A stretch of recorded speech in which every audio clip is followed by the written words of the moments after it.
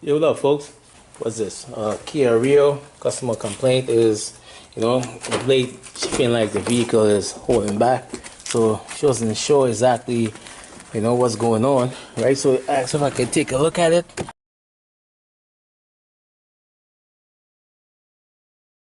So let's put the key on, engine off. We got 77,500 kilometers on the dash, right? Let's put this glass down.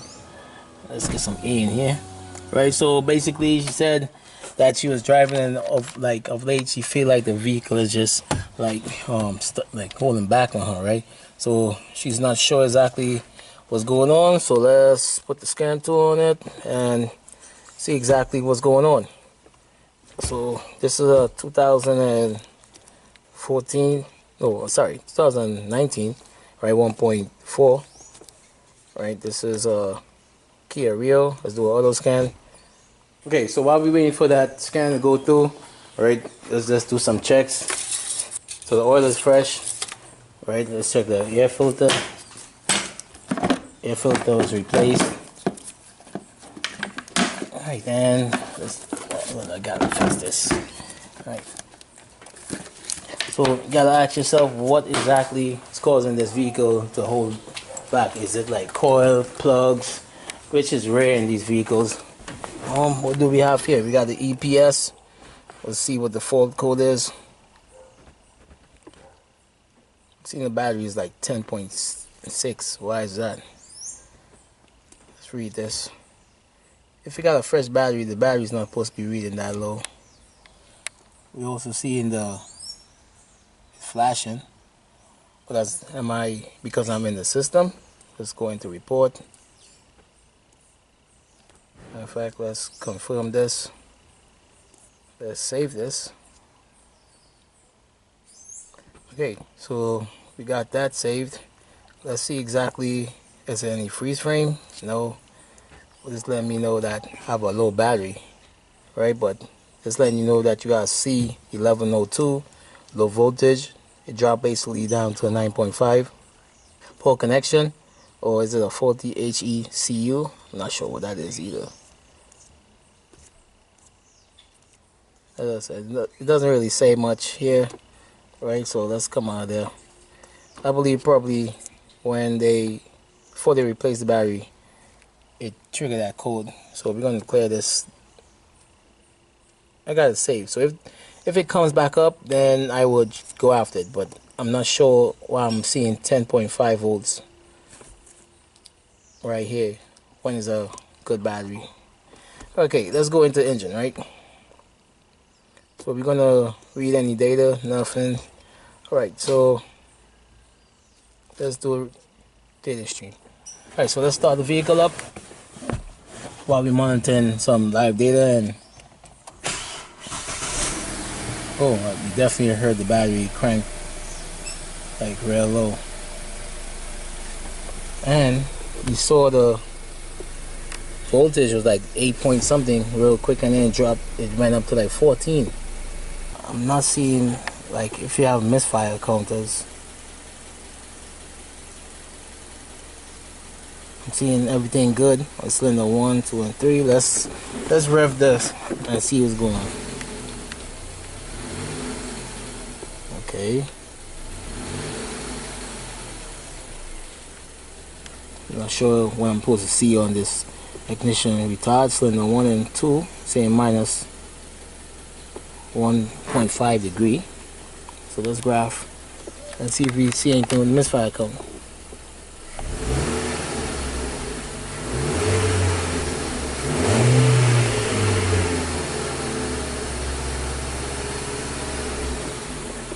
Alright, what I'm gonna do, I'm gonna take this vehicle for a spin and monitor my misfire cylinders and see if anything will like rears ahead.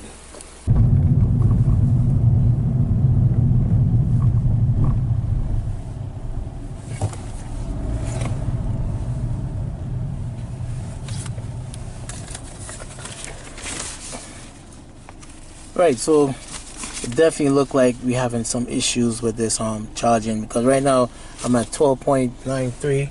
The vehicle is idling. I've been driving and I'm seeing that the battery is not, doing what it's supposed to be doing. Right now I'm down to like 11.97. So we definitely have an issue with this charging system, right? And I believe that's contributing to the misfire that the customer is experiencing. Could be something wrong with the alternator. Right now I'm charging at 13.3. I got the AC on. I'm dropping like 11.98. So if I take the AC off, let's take the AC off and see if it comes up. AC is off and I'm idling right now. I'm at 12 volts. This can't be. So it seems like this vehicle is not getting the power it's supposed to, and it's causing the vehicle to feel like it's like want to cut off. So I'm gonna go back to the shop and test the alternator and see exactly what's going on. Is the alternator charging? Is the battery at fault? Is the alternator at fault? I'm not sure. Right? I don't want to call the alternator, but I saw some stranger things with these vehicles now. Hitting home.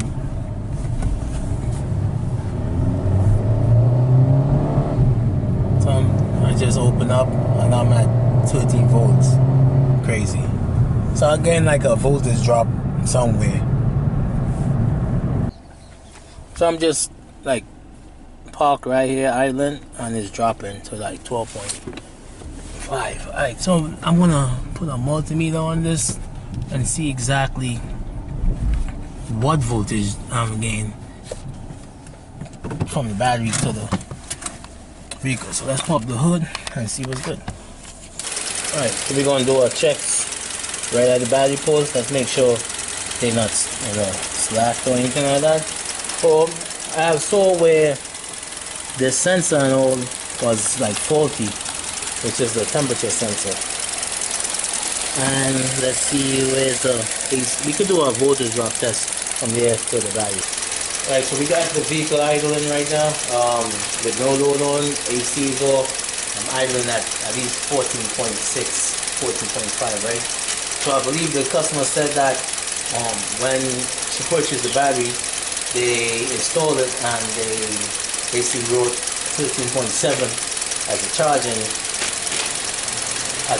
rate, which is very low in my book, right? But I'm not no expert when it comes to battery, but I know that's low, right?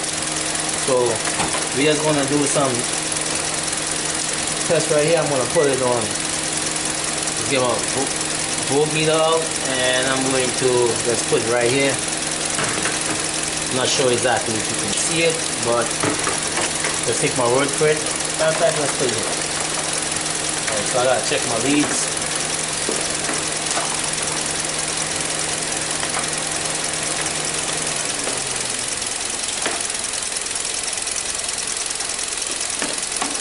So I want to go battery positive, battery negative on the post.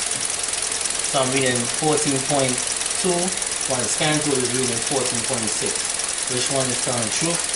I'll go with the multimeter, right? Next, I'm gonna go from battery negative pole to battery terminal pole, and then 0 or 1 millivolt, which is really good, right? I'm trying to be under 100 millivolts, and that's real good. That's letting me know that I have no voltage drop across here. So I'm gonna do the same thing now. I'm gonna go negative pulse to the ground, and then 5.2 millivolts, right? Because of the resistance in the wire, you will get a little bit, but it's not bad at all, right? So the next thing I'm gonna do the same thing on the positive side. I'm gonna hold it on battery pulse, and I'm gonna go on to the terminal, and then 0.7 millivolts, which is also good. Okay, cool. So next thing I'm gonna do, I'm gonna go onto the post. I'm gonna check the nut of this positive. Then 0.4 millivolts, which is good. I'm gonna do the next one, and 0.8, and then 0.7. So that let me know that everything is good up here. I don't have no corrosion. I don't have any issues when it comes to my leads, right? So next I'm gonna go on to battery positive, and I'm just gonna go on to the alternator, directly onto the alternator, B post, right? I'm gonna put this one, doesn't matter, this glove is just fixed already. I'm gonna just put right here, and I'm gonna go on to the B post. Let's get this fixed. So I'm expecting to see no more than 100 millivolts. So right now I'm seeing 50 millivolts, which is really good. Just let me know that my cable from the alternator to the battery is good. Next I'm gonna do, I'm gonna go from, I gotta move this here. Like I said, you just gotta take my word for it. I'm gonna just do some switches right here. So I'm gonna go from the casing of the alternator, casing to the alternator to the battery negative. Oh man, tighten me up.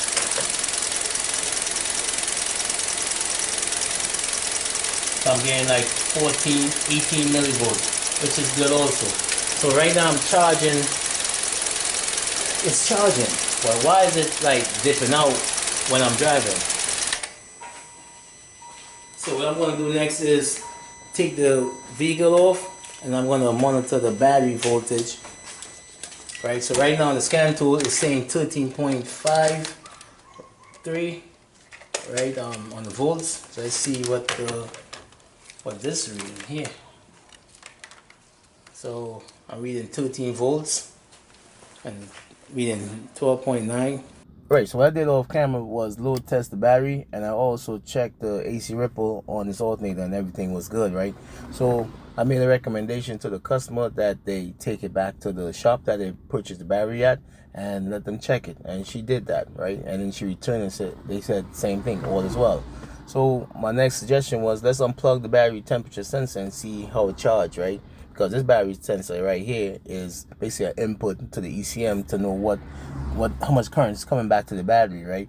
And what was going on, I believe that this sensor is really faulty and sending the wrong message to the ECM and had the alternator undercharging and overcharging at times. So we're gonna replace this, right? We're gonna try to use one for now, and then we will take it from there and see what's good, right?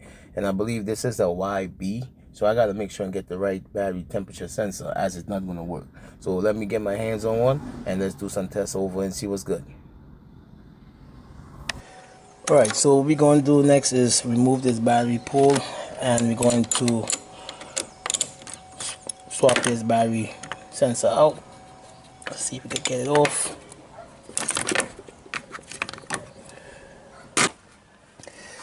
Alright, so what we're gonna do next is we're gonna replace this sensor. I got this is the old one, so let's put this here.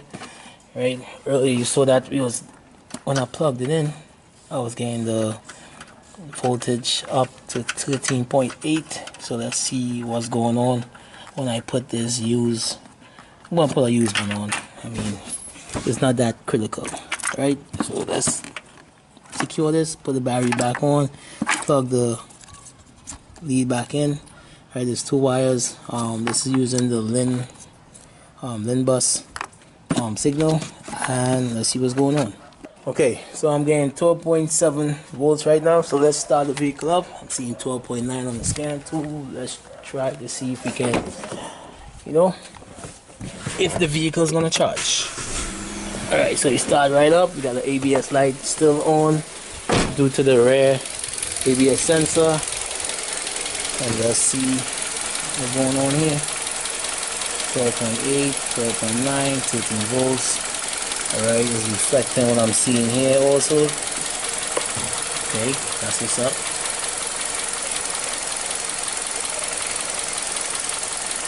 Alright, so right now I'm in 13.89 and I'm reading 14.37. So which one do you believe? what we could do next is we're gonna go directly on the alternator and see I'm getting 13.95. Okay, so I believe that's the fix. Yeah, because the vehicle carries a 2-wire coil, I believe what happened was the coil wasn't getting the sufficient current that it needs to fire and caused an intermittent misfire, right? All it wasn't showing up on the scan tool. I mean, you would have changed the coils and the spark plugs, not knowing that this battery sensor was the culprit, right? Alright, so thanks for watching. Don't forget to hit that like, that subscribe button, all that good stuff. Y'all take it easy. So we got a faulty battery temperature sensor that was causing a misfire, right? So until next time.